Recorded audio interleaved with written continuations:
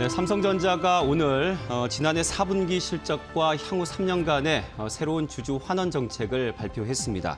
어닝 서프라이즈를 기록했던 3분기에 비해서 둔화된 실적이지만 연간으로 보면 역대 4번째 영업이익을 달성했는데요. 예상대로 주주들에게 배당을 높였습니다. 정규 배당 규모도 상향했고 결산 배당도 역대급이라고 하는데 지금 오늘장에서는 삼성전자 지금 하락세를 보이고 있지만 향후 삼성전자 실적에 대한 기대감도 있고 해서 주주분들 오는 4월을 기대해도 좋을 것 같습니다. 자, 자세한 소식 뉴스 이슈에서 살펴보겠습니다. 빅머니일보 시작합니다.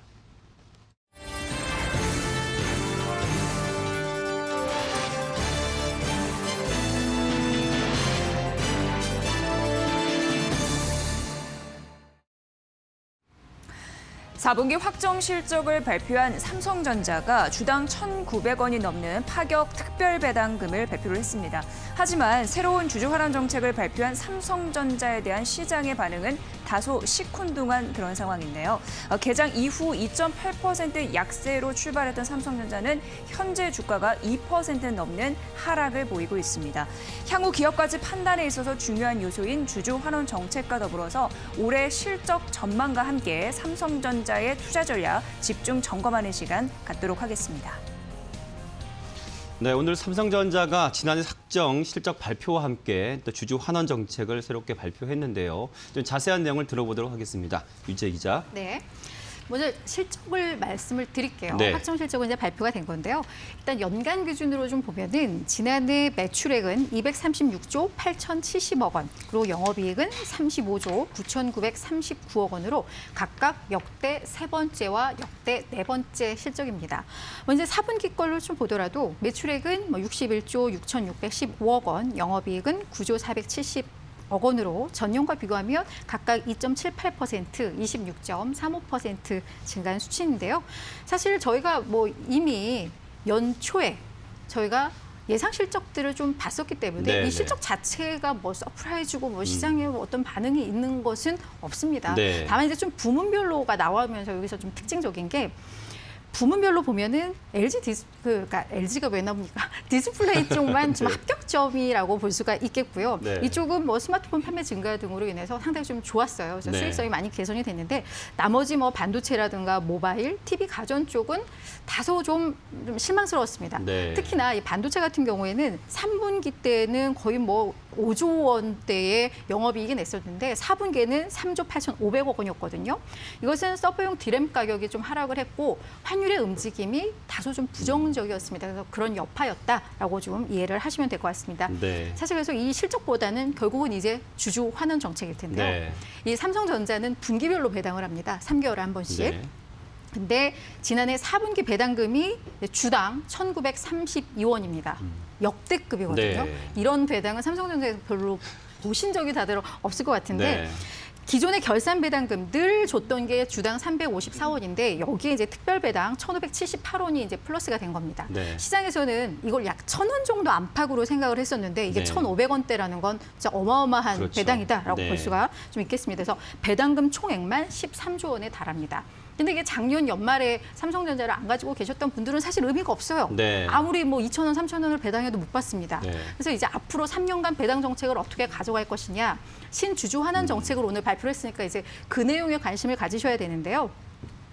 일단 그 기본 틀은 지난 3년의 그 기본 틀을 그냥 유지하는 수준입니다. 네. 그러니까 잉여 현금 흐름의 50%를 주주에게 환원하겠다. 이게 좀 유지가 됐어요. 그래서 시장에서는 사실 이 50%를 60, 55 이렇게 올리지 않을까 기대들을 많이 했었는데 유지를 했는데 그 이유는 사실 이제 이 규모가 계속 성장할 것이다라는 전망이 있기 때문에 이 비율을 50%를 유지를 해도 배당금 자체가 좀 올라갈 수 있다라는 그러한 게 좀 있고요. 또한 일단 연간 배당액이 기존에는 9조 6천억이었는데 여기서 2천억 원을 좀 플러스를 했습니다. 그래서 그 부분은 조금 삼성전자가 노력을 했다라고 이해를 해 보실 수가 있을 것 같습니다. 여기서 이제 계속 잉여 현금 흐름 얘기가 나와서 많은 분들이 저게 뭘까? 재무제표에서 쉽게 볼 수 있나 싶으실 텐데 네. 이 재무제표에 잉여 현금 흐름이라는 이게 계정이 딱 나오지는 않아요. 그래서 네. 각자 계산을 하시고 이렇게 하는데 이게 뭐냐면 기업이 번 돈 가운데서 세금이라던가 비용 그 설비 투자 등을 제외하고 남은 돈인데 남은 돈의 50%는 주주를 위해서 쓰겠다라고 하는 거니까 사실 그 자체만으로도 뭐 괜찮은 주주 환원 정책이다라고 네. 이해를 해보실 수 있을 것 같습니다. 자, 좀 전에 좀 속보가 나와서요. 실적 발표 잠시 좀 언급해드리면 현대모비스 원래 예상치는 영업이익이 6,673억대로 이제 얘기했었는데 실제로 지금 발표된 것은 1조 8,302억으로 지금 실적 발표가 돼 있습니다. 전년 동기에 비해서 20% 넘는 그런 실적을 보여주고 있는데요. 4분기 영업이익은 7,023억으로 역시 전년 동기 대비 10.7% 이제 상승한 그런 흐름을 그런 실적을 보여주고 있습니다. 자, 현대모비스 다시 한번 속보 나오고 있습니다. 지난해 매출 36조 원대 그리고 영업이익이 1조 8,302억으로 지금 전년 대비 22.4%가 상승한 것으로 실적 발표했습니다. 자, 계속해서 좀 여쭤볼게요. 이제 주주 환원 정책 관련해서 이 재원 마련에 있어서 사실은 그 삼성전자 같은 경우에 경쟁사를 추격을 해야 되는 상황이고 그래서 시설 투자 확대 얘기도 많이 있었단 말이에요. 이걸 어떻게 주주들한테 돌려줘야 되는지에 대한 고민은 꽤 많이 했을 것 같아요. 그렇죠. 왜냐하면 사실 삼성전자 같은 경우에는 이제 상속세 이슈 때문에 네. 특별 배당 뭐 이런 거에 대한 이미 기대치가 많이 높아져 있는 네, 상황입니다. 네, 네. 그래서 이 시장의 기대치를 맞춰주면서 또한 앞으로 미래 성장 동력을 확보하는 이 어딘가에서 중심점을 잡아야 했기 때문에 고민이 많았을 것 같습니다. 네. 그래서 그 고민이 실제로 많이 읽혀졌는데요. 일단 특별 배당을 좀 깜짝 배당을 함으로써 시장의 네. 기대치를 어느 정도 좀 맞춰줬고요. 또한 그 잉여 현금 흐름에서 50%는 유지했지만 앞서서도 말씀드렸듯이 앞으로 그 절대 금액이 커지면 그 비율이 같더라도 배당이 올라갈 수 있다라는 점. 그게 이제 시장에서도 많이 좀 노출이 되고 있는 상황입니다. 그래서 그런 부분들도 어느 정도 반영이 됐고 그리고 앞으로 잉여 현금 흐름의 실적을 공유하겠다고 했어요. 네. 그러니까 아까 재무제표를 뒤져서 계산을 해야 된다고 했는데 이걸 그냥 삼성전자가 투명하게 보여주고 그래서 이게 어느 정도 주주 환원 재원이 되는지를 계속해서 공개를 하겠다라고 한 게 이제 시장의 눈높이를 맞춘 네. 거라고 또 할 수 있겠고요. 네. 성장 동력 확보 측면에서 오늘 컨퍼런스 콜에서도 나왔지만 앞으로 전략적으로 설비 투자를 하고 M&A를 하겠다라고 이야기를 했습니다. 그래서 네. 어느 정도의 주주 환원 정책은 하면서도 이제 성장 동력 확보를 위해서 우리가 이제 적극적으로 M&A와 설비 투자를 하겠다라는 걸 오늘 밝히면서 그 고민이 그래도 시장에는 어느 정도 좀 설득력을 주지 않았나 그런 판단이 됩니다. 네. 그 주주 가치를 제고한다는 그런 어떤 그 연초에 그 대표의 그 어떤 포부라든지 이런 걸 봤을 때 약속을 지킬 것인가에 좀 지켜보신 분들이 계셨을 텐데 지금 현 상황은 약속을 지킨 것으로 보여집니다. 자, 그리고 지금 삼성전자 향후 실적에 대한 얘기도 사실 궁금한데 계속해서 우리가 그 지난 시간에도 반도체 슈퍼사이클 얘기를 했었단 말이죠. 이지혜 기자. 전망 낙관적이죠? 네. 네. 삼성전자는 누가 뭐라 해도 이제 주력 부품 그 섹터는 이제 반도체라고 할 수 네. 있겠는데요. 연간으로 봤을 때 매출액이 103조 원을 기록을 하면서 든든한 이제 버팀목 역할을 해왔던 게 사실입니다. 특히 올해 같은 경우에는 코로나19에서 벗어나서 어느 정도 성장 동력을 찾을 것으로 예상되고 있는 그런 상황인데요. 1분기만 하더라도 메모리 쪽에서는요, 뭐 다양한 신제품이 출시되다 보니까 모바일 시장이 확대될 가능성이 있다라는 판단입니다. 데이터 센터에 대한 그런 구축 그리고 구매 수요도 있는 상황이고요. 그리고 비대면 시대는 또 이어질 것으로 예상이 되거든요. 그렇기 때문에 노트북도 많이 또 구매하시죠. 수요가 확대될 것이다라는 가능성도 언급되고 있습니다. 그런데 단 1분기는 달러 약세나 그리고 중요한 부분이 신규 라인 초기 비용이 들어가는데 뭐냐면 이 설비 투자나 뭐 공장 증설할 때 초기 비용이 들어가잖아요. 이 영향 하에서 4분기 대비해서는 실적이 좀 감소될 가능성이 있다라는 부분인데 이것 또한 일시적인 비용 처리로 끝날 가능성이 있다라는 게 전문가의 그 판단이었습니다. 네. 또 파운드리 사업 쪽은 4분기에 또 최대 매출, 작년 4분기 그 매출을 최대 매출을 또 기록을 했었는데 현재 5G 시대가 가속화되는 것도 그렇고 지금 삼성전자가 이미 미세 공정 쪽에서는 설계 능력을 입증하고 있습니다. 10나노 기술에 있어서는 대표적으로 뭐 대만의 TSMC나 삼성전자 그 양대 산맥뿐이니까요. 그런 의미에서 긍정적인데 전 공정의 수요가 받쳐주기 때문에 공급 부족 사태는 일어날 것이고 삼성전자 쪽에서는 좋다라는 의미이고요. 이에 올해 시장이 성장을 지속할 것이다라는 가능성이 있었습니다. 실적 전망치 궁금해하셔서 찾아봤는데 네. 이게 분기 이익으로 보면요 올해 3분기부터 반도체 이익이 급속 도로 성장할 것이다라는 가능성이 언급이 됐습니다. 올해 연간 영업이익 전망치만 하더라도 51조 원을 예상하는 증권사의 분석도 있었고요. 또 삼성전자 측에서 앞서 말씀해 주셨듯이 4분기 컨퍼런스 콜을 했습니다. 여기에서 D램과 낸드 모두 전반적으로 수요가 괜찮을 것이다라는 가능성을 언급을 했고 또 시장 1위 공급자로서의 역할을 탄탄히 가져갈 것이다라고 얘기했는데 단 이거는 중요할 것 같습니다. 뭐냐면 코로나19 재확산이나 지정학적 리스크 이런 부분이 있기 때문에 2017년도에서 2018년도 이 반도체 빅사이클이 재현이 됐었거든요. 네. 그때와는 좀 상황이 다르지 않겠느냐, 좀 신중하게 접근할 필요가 있다라는 의견이 대다수였습니다. 네. 자, 계속해서 속보가 나오고 있습니다. 현대제철 지금 지난해 730억으로 영업이익이 78% 감소를 했는데요. 하지만 분기는 흑자 전환했다는 소식도 전해드리겠습니다. 자, 계속해서 우리 삼성전자 얘기를 좀 더 나누고 싶은데 이해라 기자. 네. 사실 반도체 부문에 있어서 영업이익이 반도체 부문만 따로 놓고 봤을 때 그 대만의 TSMC라든지 인텔에 비해서 삼성전자가 3위권으로 네. 밀려났다는 그 보도를 봤었거든요. 그렇다면 전문가들은 삼성전자에 대해서 앞으로 어떻게 보고 있는지도 좀 알아야 될 것 같아요. 네, 반도체 부문 영업이익을 이야기를 해주셔서 네. 이 연간 기준으로 18조 8,100억 원으로 이제 집계가 됐습니다. 이것이 말씀해주신 것처럼 미국의 인텔 그리고 대만의 TSMC에 이어서 이제 3위 정도 영업이익만 따지고 봤을 때 네, 그렇게 네. 되는 건데요. 인텔은 사실 삼성전자가 2017년, 18년 반도체 호황기라고 얘기했던 때를 제외하고는 부동의 1위 자리를 지키고 있었고요. 네. 문제가 되는 것은 TSMC가 이 파운드리 부분을 아주 확대를 하면서 굉장히 성장 가속화 단계에 진입을 하면서 TSMC가 맹추격을 하고 있다 이런 부분입니다. 이 삼성전자의 구조를 또 살펴보실 부분이 있는데요. 이 삼성전자는 시스템 반도체 그리고 TSMC가 추격하고 있는 이 파운드리에 비해서 메모리 비중이 높다라는 거죠. 뭐 낸드라든지 D램 쪽 이 메모리 반도체 부분에 생산을 좀 비중을 많이 두고 있는데요. 그런데 이 메모리 반도체가 이 비메모리 반도체에 비해서 가격 변동이라든지 이런 주기를 탈 가능성이 더 큽니다. 가격 변동이나 이런 부분에 있어서요. 그래서 이 변동에 따른 부분이 크게 나타날 수 있다라는 부분이고요. 그렇지만 삼성전자 자체로만 봤을 때 뭐 말씀해 주셨던 총수 부재라든지 영업이익이 밀리는 이런 요인은 당분간 좀 제한적일 것이라고 보는 그런 의견들이 많았는데요. 삼성전자가 파운드리에 지금 힘을 굉장히 쏟는 중이고 이에 대한 기대감이 주가로 반영이 될 수 있다라고 전문가들은 다수 언급을 했습니다. 이에 대해서 의견을 좀 들어볼 수 있었는데요. 유진투자증권의 이승우 리서치센터장의 의견 함께 만나보도록 하겠습니다. 전망 자체는 저희 굉장히 좋게 봅니다. 특히 삼성전자는 거기에 더해서 파운드리 여기에 대한 기대감들이 계속 점진적으로 높아질 것이기 때문에요. 일시적인 전 세계 증시의 약간 조정기 지나고 나면은 다시 약간 우상향하는 방향으로 흘러가지 않을까 이렇게 전망을 합니다. 지금 상대적인 관점에서 본다면은 다른 미국의 이제 잘 나가는 반도체 그리고 대만의 잘 나가는 반도체 업체들에 비해서 삼성전자가 밸류에이션 측면에서 상당히 메리트가 있어요. 저희는 반도체 주식 중에서는 가장 초선에 꼽을 수 있는 종목이 아닌가 생각을 합니다.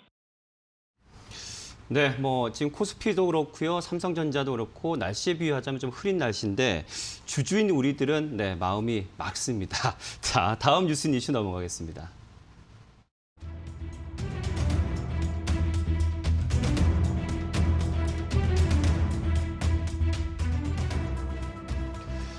네, 코로나 여파로 힘들어하시는 분들 술 한 잔 또는 담배 한 개비로 조금 시름을 달래시고 하실 텐데 하필 이럴 때 정부가 국민 건강 증진을 위한다라고 하면서 담배값 인상을 얘기가 나왔어요. 이재 기자. 네.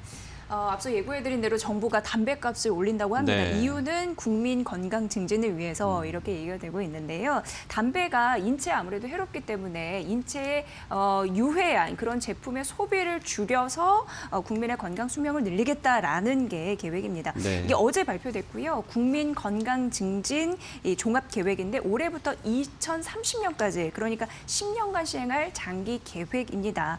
소득별 지역 간의 이 건강 격차를 줄이겠다. 하겠다. 그래서 2018년도 기준은 70.4세가 이게 평균 건강 수명이었는데 이거를 10년 뒤 2030년에 73.3세로 2.9세 연장하는 게 목표다라고 보시면 되는데요. 이 건강한 생활 장려를 위해서 잘 실천했는지 그 여부에 따라서 뭐 건강 인센티브제나 아니면 건강 친화기업 인증제 이런 부분도 도입하겠다라는 계획입니다. 이걸 이제 강제하는 제도가 있어야 되잖아요. 이게 뭐냐면 이 담배에 건강증진 부담금이라는 게 있는데 이 가격을 인상하겠다라는 겁니다. 그러니까 술 같은 경우에도 이걸 이제 인상하겠다라는 부분인데 술을 사는 소비자에게 그 부담금을 좀 부과하겠다라는 그런 부분인데요. 네. 담배와 술값을 올리면 당연히 이를 소비하는 소비자 입장에서는 부담이 되는 거고 여기서 거둬들인 부담금 이제 쌓이게 되는 거죠. 이 자금을 갖다가 뭐 금연이나 금주 사업에 쓰고 그리고 건강보험 재정 이쪽에 또 좀 일정 부분 역할을 하겠다라는 게 정부의 취지입니다. 네. 예. 그런데 이제 그 담배값이 많이 오른 것 같아요. 그렇죠. 엄청나죠. 네. 네. 그래서 하지 말라는 거지. 예. 그래서 제가 그 부분을 좀 조사해 왔습니다. 사실 아직까지는 뭐 네. 구체적인 인상이나 뭐 기간 이런 거는 좀 정해지지 않았어요. 금액 같은 거는 정해지지 않았어요. 다만 이제 10년 이내로 담배값을 인상하겠다. 이게 이제 구체적인 부분인데 OECD라고 해서 경제협력개발기구라고 하는데 여기에 이제 담배값이 평균 7달러라고 합니다. 우리나라 네. 돈으로 8,000원 8,000원 정도. 정도예요. 네. 그래서 이 수준까지 올리겠다. 한 갑에 7,000원, 8,000원 너무 좀 비싸잖아요. 식사값이네요. 네, 그래서 이제 반응이 뭐 불보도 뻔하죠. 커뮤니티 게시판, 뭐 기사도 각종 기사 많이 나왔어요. 여기 댓글을 보니까 네. 흡연자들 분위기 그야말로 이제 부글부글했습니다. 네, 화가 네. 나신 거죠. 보니까 이제 집값에 이어서 뭐 술값, 담배값 올리냐, 뭐 안 올리는 게 없다. 이게 세금 징수 목적 아니냐 이런 얘기도 그러니까요. 있었고 네. 서민들 정신 건강 이거 어떻게 할 것이냐, 예, 스트레스 풀 데가 없지 않으냐. 이 기호식품인 담배 같은 경우에 값을 인상하게 되면은 내 정신 건강이 망가진다. 이런 또 볼멘 소리도 있었고요. 네. 또 OECD 기준에 맞추는 게 이게 합당한가? 이렇게 되면 한국 물가가 제일 가파르게 오르는 국가가 될 것이다라는 얘기도 덜어 있었습니다. 이걸 이제 거르고 걸러서 아주 순화된 표현으로 제가 한 거거든요. 네. 예. 그리고 이제 남성분들이 많이 또 담배를 피우시니까 상대적으로 이제 댓글이 조금 더 많았다라는 점도 말씀드리고 한 가지 또 특징적인 부분이 네. 있었던 게요. 문재인 대통령의 공약이 다시 도마 위에 좀 떠올랐습니다. 왜냐하면 대선 전에 이런 얘기를 했습니다. 대선 전에 담배값을 한 번에 인상하는 건 서민 경제에 정말 안 좋은 횡포다라고 얘기를 했거든요. 네. 그러면서 경제, 그러니까 서민들에게 부담을 주는 이 간접세는 내려야 되고 직접세를 올리는 방안을 이제 추구해야 된다라고 얘기했는데 이게 이 정부에서 있을 수 있냐라고 얘기를 했습니다. 물론 10년간에 걸쳐서 담배값을 이제 8,000원으로 인상을 하는 거거든요. 네. 그리고 국민 건강 증진을 위해서 좋은 취지이기는 합니다만 흡연자들 입장에서는 네. 이거 어디에다 얘기할 데도 없고 예, 굉장히 답답한 상황이다. 이렇게 불편함을 토로하고 네. 있습니다. 예. 그러니까 국민 건강 증진 좋죠. 그렇지만 하필 왜 이때냐 뭐 이런 것도 자꾸 신경이 쓰이는 부분인데 자 그러면 이 주류 담배 회사들은 주가 영향에 오히려 좋은 건지 이해라 기자. 네, 그 전에 따져볼 것이 네. 담배값이 어떻게 오르게 되느냐를 좀 보셔야 그래요, 되는데요. 맞아요. 네. 이게 세금이 인상폭이 정해지잖아요. 그렇게 되면은 그 인상폭에 반영을 해서 뭐 유통 마진이라든지 이런 마진 부분을 또 고려를 해서 네. 기업들이 이 담배 가격, 판매 단가를 결정을 네. 하게 됩니다. 그렇기 때문에 이 마진이라든지 조금 올리면서 같이 반영되는 부분이 기업 입장에서는 결국에는 이게 실적치로도 반영이 될 수 있다라고 이해를 해보시면 될 것 같은데요. 네. 그럼 가격이 오르면 일반적으로 많이 소비자 입장에서는 안 살 수도 그렇죠. 있다 이렇게 네. 생각을 하실 수가 있잖아요. 그런데 예상과는 다르게 이 판매량 축소보다는 네. 판매 단가가 일단 올랐고요. 그리고 수요가 어느 정도 확정적으로 뭐 크게 변하지 않는 선에서 가격이 오르게 된다면 기업의 매출, 그러니까 마진을 포함해서 오른 가격 인상분에 따라서 네. 그 실적치에는 당연히 좋게 영향을 줄 수밖에 없는 것이겠죠. 네. 근데 이 담배값 인상이 한 차례 있었잖아요. 네. 그때 당시에 이제 KTNG의 주가 흐름을 제가 그래프로 살펴왔는데요. 함께 보시면서 이야기를 해도록 하겠습니다. 일단 이 첫 번째 왼쪽에 있는 노란색 바스가 보이실 겁니다. 이때가 2014년 5월인데요. 국회에 담배값 인상 법안이 제출된 때였습니다. 뭐 이때는 크게 뭐 주가가 뭐 떨어진다 이런 흐름이 보이지는 않죠. 두 번째 박스를 보시면요. 이제 9월인데요. 담배값 4,500원으로 올리겠다라고 발표를 한 시점입니다. 그 이후로 한 몇 달간 주가가 횡보하는 움직임을 보이기도 하고요. 떨어지는 모습을 보이기도 합니다. 그런데 이제 해가 바뀌고 1월이 됐습니다. 근데 여러 증권사들에서 이제 오히려 중기적으로는 실적 개선에 대한 가능성을 언급을 하면서 주가가 네. 이제 반응을 하기 시작을 하는 건데요. 이제 네 번째는 실적치에 대한 이런 컨센서스들이 계속 상향을 하고 이런 부분들이 반영이 되면서 또 주가에 또 긍정적인 모습을 결과적으로 보였다라는 것을 지금 이렇게 그래프를 통해서 살펴보셨는데요. 정리를 하자면 단기적으로는 주가 변동에 어쨌든 영향은 미칠 수 있다. 하지만 중장기적으로 봤을 때는 오히려 긍정적일 수 있다. 이렇게 이야기를 하고 있는 거고요.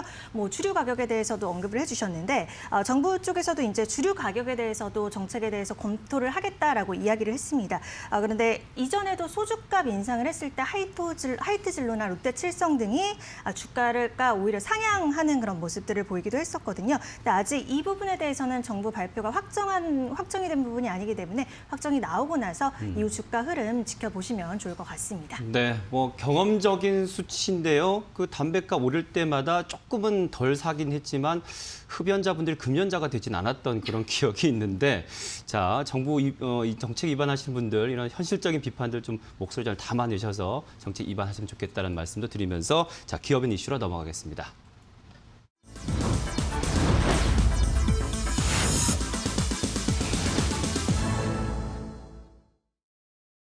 네, 어제였습니다. 금융위원회가 마이데이터 사업, 그걸 서비스를 하는 사업자를 이제 심사를 해서 이제 통과시킨 기업들이 나왔는데, 일단 유재 기자, 네. 마이데이터 사업 좀 설명도 필요할 것 같고요. 어떤 내용인지 좀 전해주시죠. 근데 이미 사실 뭐 2월 5일부터 서비스가 시작된다고 하지만 많은 분들이 이미 그 하고 서비스를 있죠. 받고 네, 계실 네, 거예요. 네, 네. 그러니까 지금 뭐 핀테크 업체들이 이미 하고 있거든요. 네, 비슷한 서비스를요. 그래서 여러분들 보면은 어디 핀테크 한 앱에 들어가시면 분명히 여기에서 한 게 아닌데 각종 금융사에 가입한 예금, 보험, 한눈에 볼 수 있게. 예, 한눈에 네. 볼 수 있고 여기서 부족한 보장이 뭔지 뭔지 추천도 당신에게 맞춤형 카드를 맞아요. 추천해드려요. 뭐 맞아요. 이런 게 경험 있어요. 이게 맞아요. 사실은 이 마이데이터 산업이라고 네, 생각을 네. 하시면 될 것 같아요. 그래서 여기에서 이제 약간의 기술적인 면이 좀 달라지는 거다라고 네. 이해를 하시면 되는데 어제 금융위원회에서 28개 기업에 이제 승인을 해주었습니다. 네. 그래서 핀테크 기업 14곳 그리고 기존의 금융사, 그러니까 정통금융사 14곳인데요. 네. 근데 표로 나가겠지만 은행이 이제 5개사, 여전사라고 해서 이제 카드사하고 캐피탈사가 한 6개사, 네. 금융투자회사 1개사, 그리고 뭐 핀테크 14개사 해서 이제 총 28개사인데 이 리스트를 좀 보시면서 좀 눈썰미가 있는 분은 하시는 분이 있을 거예요. 네. 은행에는 하나은행이 없습니다. 그러네요. 카드사에는 그렇군요. 삼성카드가 없습니다. 네. 이들이 안 된 이유가 있는데요. 네. 마이데이터 주요 허가 요건을 보면은 뭐 최소 자본금 5억 원 이상이라는 요건도 있고 뭐 물적 시설이라고 해서 해킹 방지 시설이 잘 되어 있는지 뭐 사업 계획은 타당한지 뭐 여러 가지 요건이 있는데 그중에 이 대주주 적격성이라는 게 있는데 대부분 다 저 문제에서 걸러진 거거든요. 그러니까 삼성카드의 대주주가 삼성생명인데 네. 얼마 전에 금감원으로부터 뭐 안보험 미지급권으로 해서 기관 경고를 좀 받았어요. 그랬군요. 그러면서 네. 이제 삼성카드도 불가능해졌고 네. 하나금융 같은 경우에는 특혜성 대출로 시민단체가 지금 소송을 걸어놔가지고 네. 하나 계열사들이 다 포함이 안 된 겁니다. 네. 그래서 이제 그 이번 리스트에 빠져 있다라고 이해를 하시면 될 것 같고요. 네. 마이데이터 사업이 이제 본격화되면 이게 사실 선점 효과가 되게 커요. 그래서 이번에 승인이 안 됐는데 이미 통합 자산관리 서비스를 했던 기업들은 이제 하면 안 되거든요. 네. 그래서 그런 점에 있어서는 좀 말도 많고 한데 이게 계속해서 좀 개선해 나가면서 이 서비스가 좀 진행이 될 것 같다. 이렇게 이해를 하시면 될 것 같습니다. 자, 아까 그 빠져있는 몇몇 중에 카카오 여러분 관심 많을 텐데 이 왜 허가를 못 받았는지는 이해라 기자가 좀 말씀해 주시죠. 그러니까요. 이 카카오페이가 통과를 하느냐 마느냐 네. 가지고 굉장히 이야기가 많았었던 것 같은데 이 요건에 하나 걸리는 게 있었습니다. 이 통과를 하기 위해서는 자본금이라든지 전문성을 가지고 있는지 그리고 또 대주주가 적격한지 이런 여러 가지 요건들이 있었는데 네. 이 대주주 적격성 요건에 카카오페이는 딱 걸린 겁니다. 이 카카오페이의 2대 주주가 중국의 엔트그룹인데요. 네. 이 중국의 엔트그룹에 중국에서 이 형사처벌이라든지 제재를 받은지에 대한 여부를 조회하는 부분을 보냈다고 해요. 네. 금융위원회에서. 근데 이것을 답변을 아직까지도 해주지 별거 안 않으면서 왔군요. 네, 그래서 심사 보류 상태로 지금 카카오페이가 나타나게 된 겁니다. 그래서 이 카카오페이는 지금 종합관리 서비스라는 것을 이미 하고 계실 거예요. 네. 자산관리 서비스가 다음 달 5일부터 중단할 위기에 처해진 건데요. 이 자산관리 서비스 통해서 통합 내역 조회라든지 보험 조회를 하시든지 뭐 차 관리라든지 나의 금융 리포트 이런 부분들을 이제 이용을 못 하시게 되는 건데요. 1,500만 명 정도가 이용자가 있었다고 네. 하는데 아마 불편을 겪으실 것으로 예상이 됩니다. 그런데 이게 아예 막힌 것은 아니지만 네. 이 빠른 시일 내에 해결은 좀 어려워 보입니다. 일정 같은 것들이 정해지지 않아서요. 향후 어떻게 또 추이가 지켜지는지 지켜보셔야 될 것 같습니다. 네, 카카오페이 지금 현재 상황은 조금 안타깝지만 네. 이용자 입장에서 이제 마이데이터 시대 이 열렸으면 어떤 걸 우리가 누릴 수 있는지 좀 더 알려주시죠. 네, 이제 28개사가 허가를 일단은 받았으니까요. 네. 이제 어떤 정보를 누릴 수 있는지 또 네. 소비자 측면에서 잘 따져보셔야 될 것 같은데요. 일단 한꺼번에 흩어진 신용 정보를 파악을 할 수가 있게 됩니다. 그렇기 때문에 한 번에 조회하면 또 낮은 수수료로 금융 정보들, 금융 상품들, 서비스들 같은 것들을 조회를 하면서 어쨌든 접근성이 좀 늘어날 수 있다. 이런 강점이 있고요. 또 상품 비교도 유리해질 수가 있고 또 금융 정보뿐만이 아니라 공공 정보에 대해서도 접근하기가 쉬워집니다. 4대 보험료 납부 내역이나 국세, 지방세 같은 것들 손쉽게 수집 관리할 수 있다. 이런 편의성 측면이 조금 보완되고 강화된다라고 보시면 될 것 같고요. 산업이나 기업 측면에서도 살펴보실 필요가 있습니다. 소비자가 어떤 것을 원하는지 조금 더 쉽게 파악이 가능하니까요. 그것에 맞는 다양한 상품들을 제공할 수 있다라는 이점이 있고요. 인프라 측면에서도 고민을 해보실 수가 있는 게 안전이라든지 보안이라든지 이런 부분들을 강화해서 또 인프라 산업이 더 크게 또 잘 자리 잡을 수 있게끔 한다라는 측면 이렇게 살펴보실 수가 있을 것 같은데요. 이 각 기업별로 이 마이데이터 좀 특화하는 분야들이 있습니다. 표로 만나보고 계시는데요. 네. 일단 신한은행에서는 앞서 CJ 올리브 네트워크스와 LG U+와 협업을 이야기를 했습니다. 금융이라든지 유통, 통신이 결합이 되면서 맞춤형 생활 정보를 제공하겠다 이렇게 얘기를 한 거고요. 네이버 쪽에서는 세무라든지 부동산 쪽에 매물 추천까지도 할 것으로 보입니다. 이 보맵은 이 보험 핀테크 기업인데 보험 보장 항목 비교를 넘어서서 생활 습관 정보를 결합한 이런 사전 예방 상품이라든지 이런 서비스를 확대하겠다 이렇게 이야기를 했습니다. 네, 자 오늘도 이데일리 간판 세 분의 여기자분들과 함께했습니다. 수고하셨습니다. 고맙습니다. 자, 지금 현재 시장 상황 살펴드리면요. 지금 기관고 외국인의 매도세가 굉장히 강합니다. 양시장 코스피 1.59% 하락하면서 3,072선에 거래가 되고 있고요. 코스닥은 2.2포인트 지금 하락하면서 964선에 거래가 되고 있습니다. 좀 더 자세한 수급 상황은 이분이 전문이시죠. 마케팅 이슈 고은배 캐스터 큐. 마케팅 이슈 시간입니다. 오늘 양시장 하락폭을 쉽게 좁히지 못하고 있습니다. 지금도 계속해서 2% 가까운 내림세가 집계되고 있는데요. 먼저 유가증권 시장부터 자세하게 확인해 보도록 하겠습니다. 유가증권 시장 오늘 새벽 미국장이 낙폭을 그리면서 오늘 코스피 역시도 하락을 하면서 출발을 했습니다. 2% 가까이 밀리면서 출발을 했다가 오전장 차근차근 저점을 좁혀갔습니다. 그러면서 3,114선까지 회복하는 모습을 보였었는데요. 하지만 오후장 들어서 매물이 다시 한번 출회됐고 그러면서 낙폭이 더 깊어졌습니다.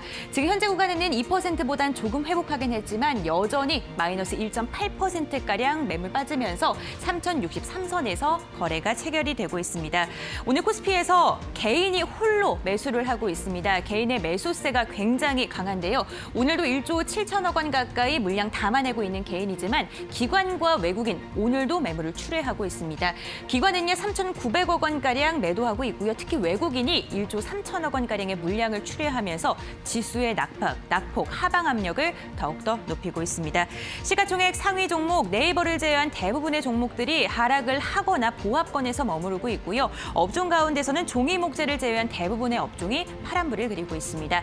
다음은 코스닥 오늘 시장 상황도 함께 확인해 보겠습니다. 코스닥 역시 2% 넘게 밀리면서 장을 출발을 했다가 한번 회복하는 모습을 보여줬지만 코스피와 동일한 움직임 나타나고 있습니다. 다시 한번 저점을 찍고 지금은 조금 만회를 하고 있는데요. 그래도 아직까지도 2% 넘게 밀리고 있고요. 현재 구간 우리 지수 964선에서 거래가 체결이 되고 있습니다.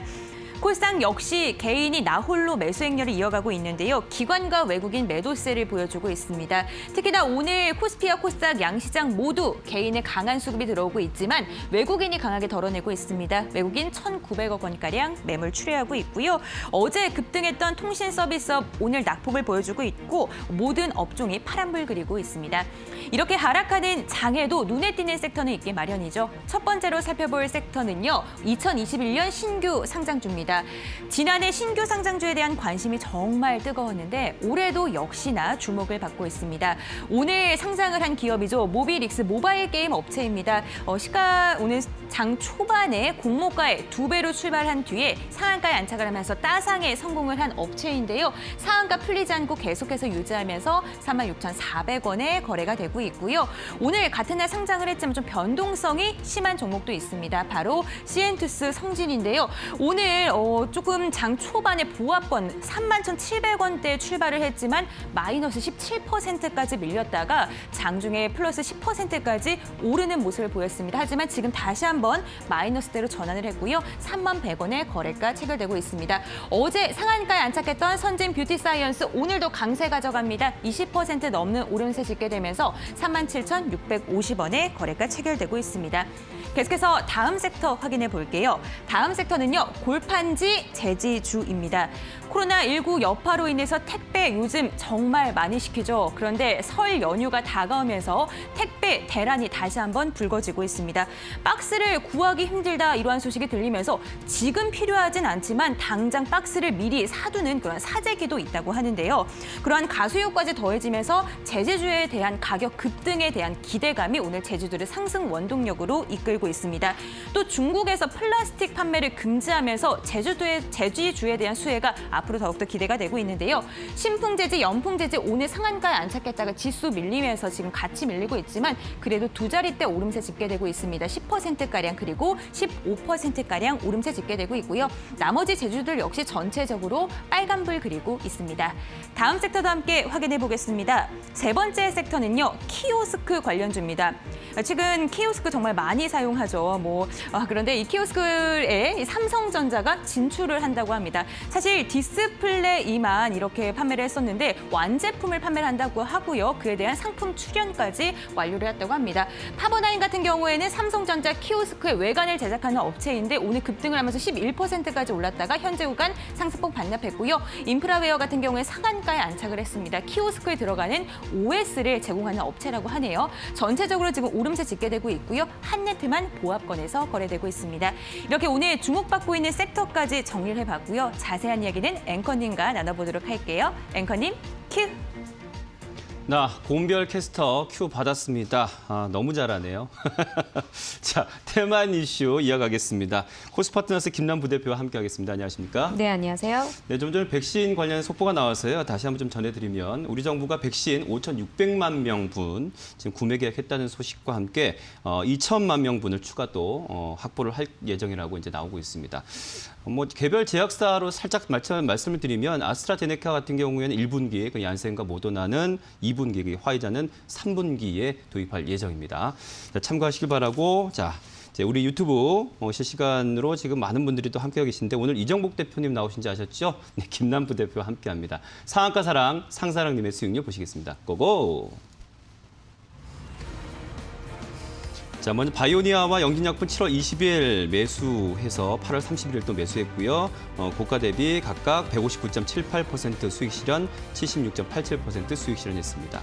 자, 이어서 시젠과 GS건설 7월 23일과 8월 3일 이렇게 매수해서요. 고가 대비 52.15%, 49.25% 수익 실현했습니다. 대화제약 살펴보겠습니다. 8월 27일 매수해서요. 고가 대비 39.39% 수익 실현했고요. 현대모비스는 8월 10일 매수해서 고가 대비 36.74% 수익 실현했습니다. 자, HDC 현대산업개발은 12월 8일 매수했는데요. 고가 대비 37.77% 수익률, 하체는 12월 3일 매수해서 고가 대비 34.28% 수익률 보이고 있습니다. 자, 코스메카 코리아 보겠습니다. 10월 12일 매수에서요. 고가 대비 13.78% 수익률. 벽사는 1월 11일 새해 들어서 매수에서요. 고가 대비 9.76% 수익률. 그리고 대한광통신 보겠습니다. 1월 22일 매수에서 고가 대비 3.29% 수익률 보이고 있고요. 그리고 현대그린푸드는 1월 26일 최근에 매수했는데요. 1.96% 수익률 보이고 있습니다.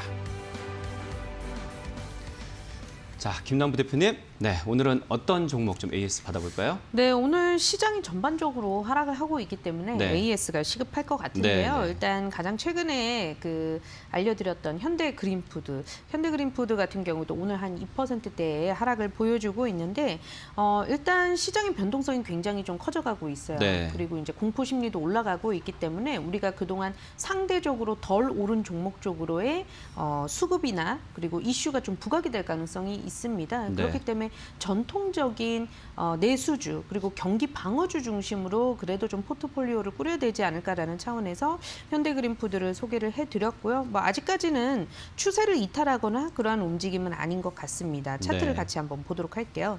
보시면 지금 21선 부근 잘 지지받으면서 현재까지 거의 한 석 달이라는 시간 동안 잘 올라오고 있었던 상황이거든요. 뭐 오늘은 전반적으로 시장이 어렵다 보니까 21선까지는 반납하는 상승분을 반납하는 모습이 나오고는 있지만 하방 지지가 굉장히 강하게 나타났었던 종목이었기 때문에 네. 8,500원 손절선까지는 계속해서 저는 보유하도록 하겠습니다. 네. 최근에 이지웰 인수로 인해서 또 사업 부분에 있어서 또 시너지가 기대가 되는 그런 상황이다라고 말씀드려보도록 하고요. 네. 자, 두 번째 종목 하츠입니다. 하츠 같은 경우에는 우리가 중소형 건설 기자재 관련주들 살펴보셔야 된다라고 말씀을 드렸고 또 그 뒤로 하츠가 정말 많이 오르기도 올랐는데요. 자, 동종목 같은 경우에도 21선을 크게 이탈시킨 적 없는 상황에서 한 석 달에 가까운 시간 동안 쭉 지지받으면서 올라왔어요. 역시나 마찬가지로 오늘 21선 부근까지 내려온 모습이기는 한데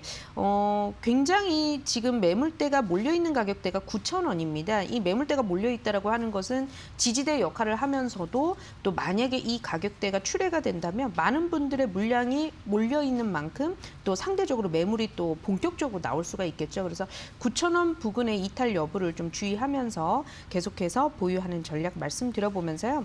자, 마지막 종목으로는 대한광통신 한번 보도록 하겠습니다. 네. 우리가 이제 전통적인 경기 방어주 하면 또 통신주들을 그렇죠. 꼽기도 하는데요. 대한광통신은 미뤄졌던 설비 투자, 그러니까 5G의 설비 투자가 그동안 좀 미뤄졌었기 때문에 올해는 조금씩 진전되는 모습이 나타나지 않겠느냐라고 생각을 했고 또 대다수의 5G 관련주들 또 기지국 관련주들 많이 올랐던 상황에서 상대적으로 오름폭이 그렇게 크지 않았던 종목이었어요. 네. 그러니까 한 8개월여 정도 계속해서 박스권 흐름을 보여줬었던 상황이었고 최근 움직임은 박스권 상단에 비교적 근처에 갖다 놓은 이제 상황이기 때문에 네. 상단을 돌파를 한다면 오히려 시장은 어렵지만 본격적인 추세 상승이 좀 기대가 되고 있는 그런 상황이죠. 그래서 계속해서 좀 목표가까지 1차적으로는 5,000원 목표가 제시 도와드리면서요. 이 목표가까지는 끌고 가보는 전략 말씀드려보도록 하겠습니다. 네, 지금 양시장 지금 하락 추세인데 불구하고 대한광통신 같은 경우는 지금 상승 추세입니다. 현대그린푸드, 하츠 이 세 종목 모두 당분간 보유하는 전략 말씀해 주셨습니다. 자, 오늘 뜨거운 테마주 바로 공개하겠습니다.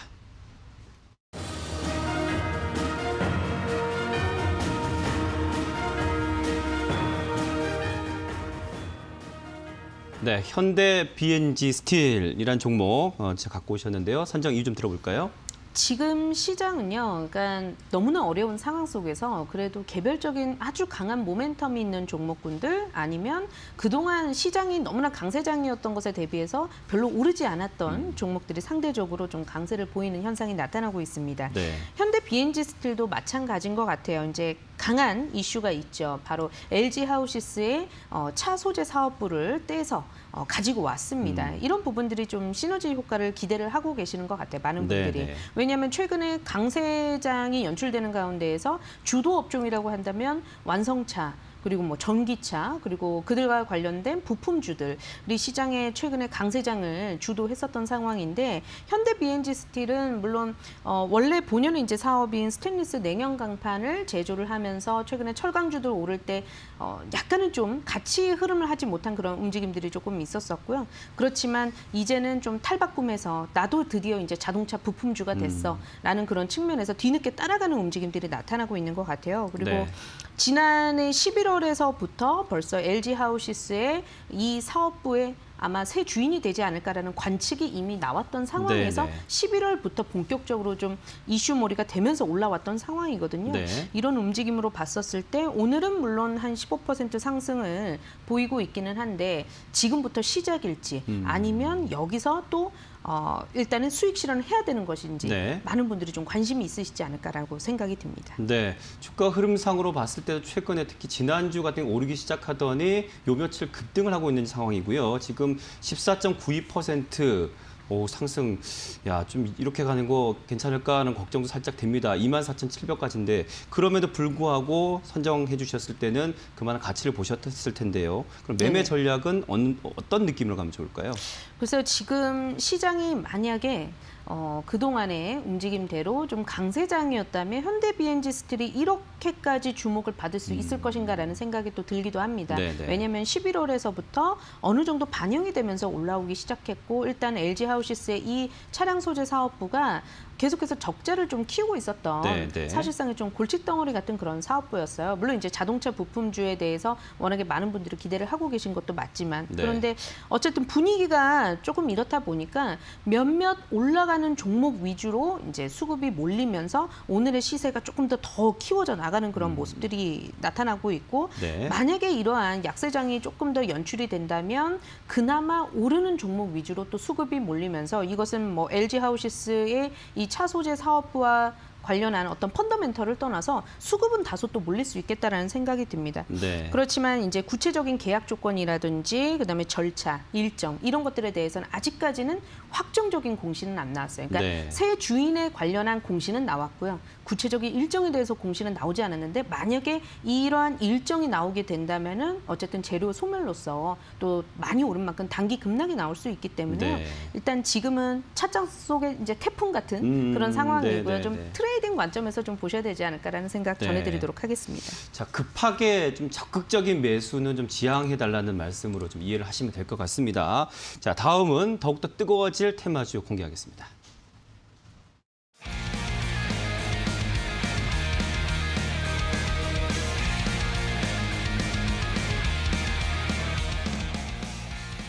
네. 자, 강세장에서 지주사들의 그 흐름이 굉장히 좋아서요. 저희도 빅먼 일부 이 시간에 뉴스인 이슈에서 기업 기자들하고 좀 얘기를 나눴었던 적이 며칠 전에 있었는데요. 네네. 지주사 주의를 테마로 갖고 오셨네요. 네. 네. 뭐 단도직입적으로는요. 단도직입적으로. 시장이 조금씩 불안감을 키워나갈 때 이제 그 막바지 속에서 이제 나중에 오르기 시작하는 종목군들 중에 하나가 지주사예요. 그렇죠. 네. 최근에 강세장에서는 사실 지주사 살 이유가 없거든요. 맞아요. 너무나 네. 재미도 없고 또 우리 지난해 강세장에는 그렇게 네. 좋진 않았거든요. 그런데다가 우리나라 지주사들은 이제 특이하게도 자회사들이 관련 자회사들도 같이 상장이 되어 있기 때문에 굳이 자회사들을 실질적인 사업을 하는 자회사가 주목을 받는 상황에서 지주사까지 살 필요가 없는 그런 상황이었는데 약간은 좀 판세가 달라졌다라고 좀 네. 봐야 될 것 같습니다. 그리고 지주사들이 어쨌든 펀더멘털적인 측면으로 봤었을 때는 보유하고 있는 자산들이 또 풍부한 상황에서 네. 또 자회사들이 최근까지 또 많이 올랐잖아요. 네. 그런데 이렇게 지주사는 오르지 않았습니다. 라는 어떤 그런 부분들이 부각이 되면서 지금과 같은 어려운 장에서도 공략을 해본다면 지주사 테마와 관련된 이들 쪽은 그래도 여전히 좀 매수 여력이 가능하지 않을까라는 생각이 듭니다. 네. 사실 지금의 강세장은 개인 투자자들의 이렇게 강한 순매수가 좀 힘을 입었다고 볼 수 있는데 개인 투자자들이 사실 대형주에 막 관심이 많잖아요. 네. 그런 여파가 분명히 이제 작용을 하지 않았을까도 보거든요. 네. 이쪽 섹터 흐름도 같이 좀 말씀해 주시죠. 그런 부분들도 있을 것 같아요. 네. 어쨌든 이제 지주사라고 한다면 특히나 많이 알려져 있는 소위 말해서 재벌 기업들이 그렇죠. 이제 지주사인 네. 경우가 많고 또 많은 분들이 그런 식으로 이제 접근을 하시게 될 거고요. 네. 자회사들이 너무나 많이 오른 자회사들이 있어요. 그러니까 사업적인 부분 또 모멘텀도 있고 다 좋은 건 알겠는데 너무 많이 올라서 또 부담스러운 상황에서 최근처럼 이렇게 시장이 약간 좀 변동성이 커져 나갈 때에는 상대적으로 연관이 되어 있는 기업 쪽으로 또 네. 찾기 마련이고 상대적으로 주가가 좀 저렴해 보이는 쪽으로 이제 찾기 마련인데 네. 그러한 측면에서 이제 개인 투자자분들도 과거 사례 중심으로 학습을 하시면서 굉장히 스마트한 네, 개미 네. 투자자분들이 많이 늘어나시면서요. 약세장에서 지주사가 올라간다라는 과거의 뭐 기사 이런 것들을 통해서 최근에 좀 이런 쪽으로 좀 매수세가 들어오고 있는 것 같고 그렇다 네. 보니까 한화라든지 SK라든지 이들 우리가 잘 알고 있는 기업들 역시나 이제 지주사입니다만 자회사들이 오를 때 그다지 많이 오르지 못했다가요. 네. 한 작년 연말에서부터 기지개를 켜면서 맞아요. 올라오고 있었던 이제 그런 상황이다라고 좀 말씀드려야 될 것 같습니다. 네. 자, 하지만 그 선정하신 종목은 하나하나 SK 아니고 그렇죠? 네. 네. 성창 기업 지주라는 기업입니다. 네, 소개해 주시죠. 네. 그러니까 저는 지금 약세장에서는 굉장히 강한 모멘텀이 있는 개별주 중심으로 봐야 된다라는 게 이제 어떻게 보면 제 컨셉인 것 같고요. 네, 네. 그렇다 보니까 성창 기업 지주, 물론 오늘 전반적으로 목재 제지 관련주들이 오르고 있긴 합니다만 이 기업을 생각을 해보면 역시나 지주사고요. 네. 이 안에 종속회사가 한 7여 개 정도 되는 네네. 엄연한 이제 지주사라고 말씀드려야 될 것 같고 또 바이든 정부가 계속해서 그린 뉴딜 친환경 정책에 대해서 언급을 하고 있는데 네. 사실 이 지금 성창기업 지주 시가총액이 1,600억 정도 돼요. 그런데 네. 지난해 2, 3월 때부터 올라온 그 폭을 생각을 해보면 아직까지 바닥에서 한 2배에서 2.5배 정도 상승을 한 정도인데 시가총액 대비해서 아주 많이 올랐다라고 보기는 조금 어려울 것 같습니다. 네. 그런데다가 지금 부산 가덕도 신공항 얘기가 계속해서 다시 좀 부각을 받고 있는데 네. 또 이쪽에 실질적으로 그 인근에 토지가 있다라고 하는 그런 갖고 부분들. 네. 네, 최근에 부동산 가격도 많이 오르고 있잖아요. 그래서 네. 이런 부분들이 좀 자산의 재평가가 또다시 일어날 수 있는 단순히 이제 테마로서 끝나는 것이 아니라 실질적인 자산 재평가가 좀 일어날 수 있지 않을까라는 관점에서 주목을 해봤습니다. 네. 자, 지금 가격 접근이 이제 중요할 것 같은데 네네. 오늘 시장에서 6%대 오르다 보니까 약간 진입하기가 조금 부담스러운 것은 사실이에요. 그런데 2,400원에서 2,500원 좀 진입을 한번 이 사이에서 해보도록 하겠습니다. 네네. 아직 거래량이 터지지 않았어요. 그러니까 10월에 들어왔던 이 그 거래량이 계속해서 이때 매수가 진입이 됐었던 분들의 물량은 계속해서 지금 보유를 하면서 가겠다라는 거거든요. 네. 그렇기 때문에 2,400~500원대에서 주목을 해보면서 대신에 매물대가 이탈이 된다면 역시나 좀 또 상대적으로 출회가 될 수 있기 때문에 2,200원 손절가 제시 도와드리면서 네. 목표가는 1차적으로 3,000원까지 한번 네. 보도록 하겠습니다. 자, 성창 기업 지주 요 며칠 좀 하락하고 있었는데 오늘은 좀 급등, 6%대 급등을 하고 있습니다. 2,465원 선에 지금 거래가 되고 있는데요. 자, 매수가 밴드 상에 놓고 볼 수가 있습니다. 손절가는 2,200원, 그리고 목표가는 1차적으로 3,000원 제시해 주셨습니다. 자, 오늘 테마 이슈 코스파트너스의 김남 부대표와 함께했습니다. 고맙습니다. 네, 감사합니다.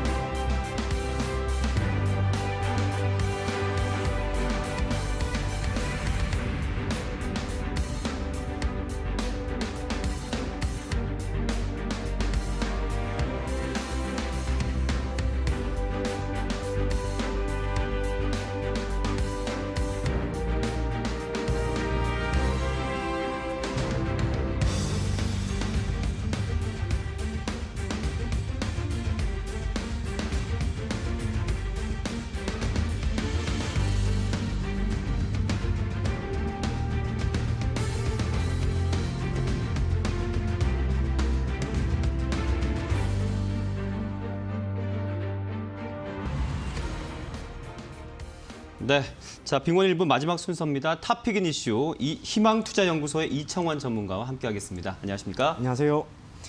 자 오늘도 탑픽인 이슈 탑3 중에 세 번째 탑픽부터 공개하겠습니다.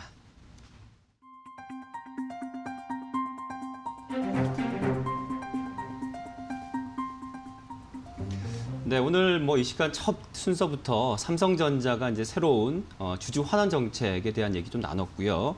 또 이제 특별 배당이 또 아주 역대급 얘기도 나오고 있습니다. 관련한 이야기로 좀 준비하신 것 같은데요. 좀 얘기 좀 들어볼까요? 예, 삼성전자 같은 경우에는 최근 3년간 지속적으로 주주 환원 정책의 일환이라고 할 수 있는 배당 성향을 조금씩 높여갔습니다. 네. 그리고 지난해 기준으로 약 44%까지 올랐는데, 참고로 기업이 배당을 이렇게 시행을 한다라고 하는 것은 당연히 투자자에게 보내는 긍정적인 신호인과 동시에 우리 기업이 그만큼 괜찮은 현금 흐름을 나타내고 있습니다라고 하는 것을 알려주는 한 가지 메시지라고 할 수가 있겠죠. 네. 그러한 상황에서 삼성전자가 특별 배당을 시행을 했고, 사실상 지난해 주가 상승률이 뛰어나다 하더라도 시장 수익률보다는 높은 수준은 아니었다라고 하는 점에서 오히려 이번 배당이 참 반가운 소식이 아닌가 그렇게 생각을 합니다.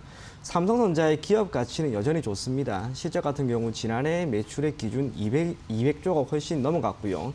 영업이익 또한 60조 수준을 넘어갔기 때문에 여전히 이러한 흐름 이어진다라고도 할 수 있겠지만, 저는 여러분들에게 삼성전자에 대해서 조금은 고려를 할 만한 사항, 크게 두 가지입니다. 첫째로는 삼성전자는 지금 시점에서 경기 민감주라고 하기에는 조금 부족합니다. 이유가 지난해 3월 코로나19에 따른 충격이 있었던 저점 대비 지난해 종가를 가지고 본다면 코스피는 약 98%나 오른 데 비해 삼성전자의 주가 상승률은 88%밖에 되지를 못했고, 네. 올 초 고가를 가지고 산정한다 하더라도 코스피는 126%나 올랐지만 삼성전자는 128%, 사실상 시장 수익률과 동일한 흐름밖에 보이지를 못했습니다. 네. 반면 LG화학이나 기타 종목들은 여전히 잘 갔다라고 하는 점에서 상당 부분 보수적인 관점에서 삼성전자를 보면 좋지 않을까 그렇게 생각을 하고요. 지금 84,000원 정도를 형성하고 있습니다. 네. 그렇다 하더라도 나쁜 수준은 아니기 때문에 지금 구간에서 대략 10만 원 정도 목표 가격으로 한번 보시고, 네. 손절 가격은 75,000원 잡고 대응하시면 괜찮을 것 같습니다. 네. 그래서 이 삼성전자의 앞으로 실적에 대한 얘기도 저희가 앞 시간에 좀 나눴었는데 네. 앞으로 좀 기대해도 좋겠죠? 네, 반도체 네. 업황 자체가 좋기 때문에 네. 굳이 부정적으로 볼 필요는 없을 것 같습니다. 네. 자, 삼성전자 지금 현재 코스피 하락세와 함께 2%대 하락세인데요. 83,800원 선에 거래가 되고 있습니다. 그동안 언제 사야 되나 좀 지켜보셨던 분들은 지금이 매수 타이밍이 아닐까라고 보는데요. 매수가는 85,000원까지 봐주셨고요. 목표가는 10만 원, 네, 손절가는 75,000원 제시해 주셨습니다. 자, 탑픽 뉴스 두 번째 탑픽 함께 보시겠습니다.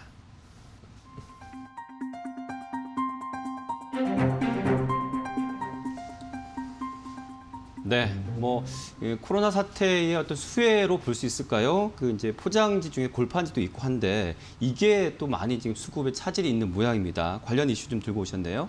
우리나라 같은 경우에는 펄프를 자체적으로 생산할 수 있는 기업이 무림 PMP 한 기업밖에 없습니다. 그리고 무림 PMP는 전체 펄프 생산량 중에 15% 정도만 생산을 하고 있고, 기타 남은 85% 정도는 수입에 의존을 하죠.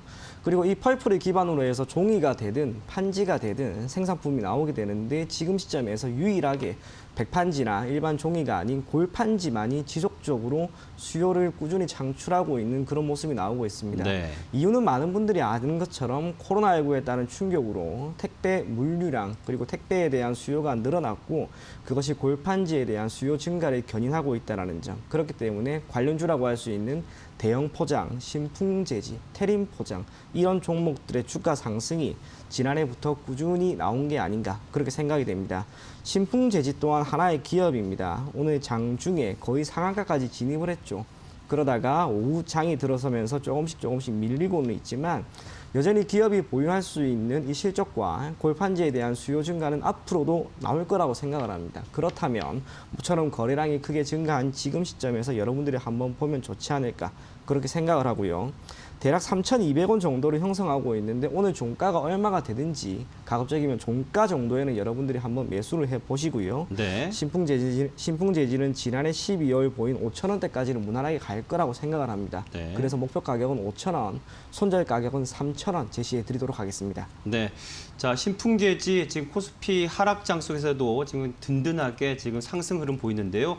좀 지금 급등한 모습이지만 오늘장에서 좀 종가 기준으로 매수하는 거 추천드리고, 목표가는 5,000원, 손절가는 3,000원 제시해 주셨습니다. 자, 탑픽 뉴스 마지막 최종 첫 번째 탑픽입니다.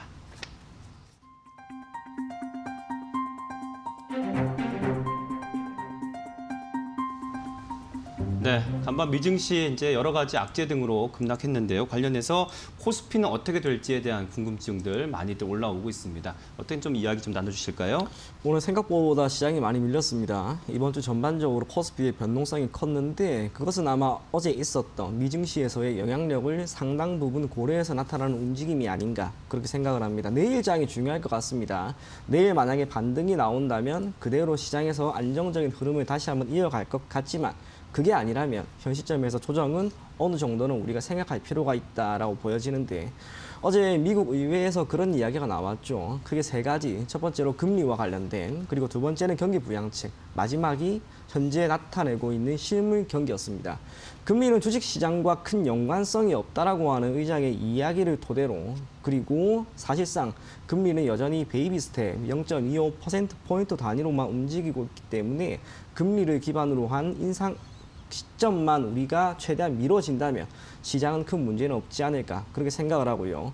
월 1,200억 달러 수준의 자산 매입을 계속해서 해나가고 있는데 이걸 확대하는 움직임은 아직까지 나오고 있지는 않습니다. 뿐만 아니라 실업률이죠.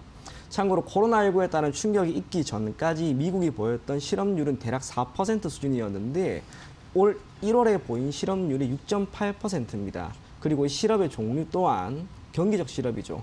참고로 실업이라고 하는 것은 자발적인 실업이라고 할 수 있는 마찰적 실업과 특정 산업군에서 어려움이 나타나서 나타나는 구조적인 실업, 경기 자체가 어려워서 나타나는 경기적 실업이 있는데 이 경기적 실업이라고 하는 것이 단기간에 회복될 수 있는 게 결코 아닙니다. 그렇다면 미국의 실물 경기는 회복이 될 때까지 상당 부분 시간이 소요될 것이고 그때까지 금리 인상이나 테이퍼링을 최대한 미루지 않을까 그렇게 생각을 합니다. 그렇다면 시장에 상승할 만한 모멘텀은 없다라고 하는 점에서 아쉬운 흐름은 조금 더 나타날 수도 있을 것 같지만 아직까지 보이고 있는 이 풍부한 유동성과 대한민국 증시가 가지고 있는 펀더멘털을 고려하면 추가적인 상승은 충분히 나올 것으로 저는 생각을 합니다. 코스피는 대략 3,420포인트까지는 여러분들이 보시면 좋을 것 같고요. 시장 민감주 삼성전자이기보다는 지금은 전 LG화학이라고 생각을 합니다. LG화학의 주가 상승이 크게 나왔고 시장 대비 매우 민감하게 움직였기 때문에 내일 만약 LG화학이 다시 한번 양봉이 나온다면 여러분들이 추가적인 혹은 신규 매수 시점으로 삼으면 좋지 않을까 그렇게 보여집니다. 목표 가격은 대략 100만 원 정도 잡아보시고요. 손절 가격은 80만 원 제시해 드리도록 하겠습니다. 네. 자, LG화학 지금 추천해 주시면서 매수가는요 91만 원 선, 현재는 93만 8천 원, 지금 1.08% 좀 상승한 상황인데 목표가 100만 원까지 보셨고요. 손절가는 80만 원으로 제시해 주셨습니다. 자, 오늘 희망투자연구소의 이청환 전문가와 함께했습니다. 고맙습니다. 네, 감사합니다. 자, 지금 기관과 외국인의 매도세 계속해서 우리 시장의 하락세를 부추기고 있습니다. 투자를 하실 때 지금 상황에서는 좀 보수적인 접근이 필요할 것 같아 보이고요. 그리고 지금 시장을 주도하고 있는 성장주라든지 반도체 그리고 인플레에 연동할 수 있는 기대할 수 있는 좀 민감주들 이런 것도 좀 지켜보시면 좋을 것 같습니다. 자, 오늘 빅먼 1부 순서 여기까지입니다. 시청해주신 여러분 고맙습니다.